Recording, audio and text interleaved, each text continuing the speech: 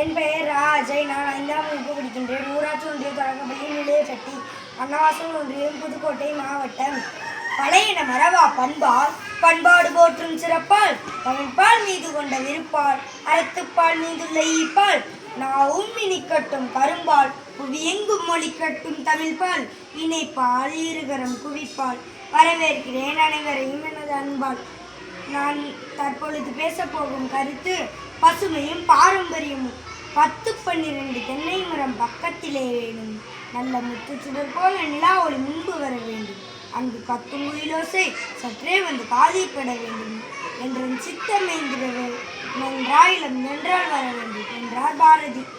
இந்த கவிதை ஒன்றே போதும் நம் நாட்டின் பசுமையும் பாரம்பரியம் பற்றி தெரிந்து கொள்வதற்கு.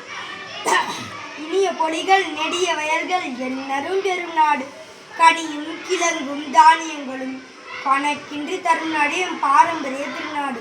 உழுது பயிர் செய்வதே வேளாண்மை, உழுதுண்டு வாழ்வாரே வாழ்வார் மற்றெல்லாம் தொழுதுண்டு பின் செல்பவர் எனும் வாக்கிற்கேற்ப வேளாண்மையே எமது பாரம்பரியம். சீரை தேடின் ஏரை தேடும் மேலிச் செல்வம் கோமைப்படாது என்பதும் வேளாண்மையின் சிறப்பை பேசும் வீரிய மொழிகள். வரலாறு, இலக்கியம், பண்பாடு ஆகியவற்றின் செழுமையாய் திகழும் என் தமிழ்நாடு எவ்வளவோ முன்னேறி வந்தாலும் அதன் பாரம்பரியத்தில் வலுவாக வேரூன்றியுள்ளது. யுனெஸ்கோவால் சான்றளிக்கப்பட்ட 5 பாரம்பரிய நினைச்சின்னங்கள், தமிழ்நாடு நகரங்களாக அறிவிக்கப்பட்ட 48 மையங்கள் மற்றும் தமிழ்நாடு அரசின் தொல்லியல் துறையால் அறிவிக்கப்பட்ட எண்ணற்ற பாரம்பரிய நினைச்சின்னங்கள் நம் மாநிலத்தில் உள்ளன. எமது பாரம்பரிய தமிழர் தன் சுற்றத்தை மட்டுமன்ற எல்லோரையும் உறவினராக கருதினர். எல்லோரும் வாழ வேண்டும் என்கிற உயரிய பண்பை பாதுகாத்தனர். அஞ்ச வேண்டியவற்றிற்கு அஞ்சி பிறருக்கு பயன்பட வாழ்ந்தனர்.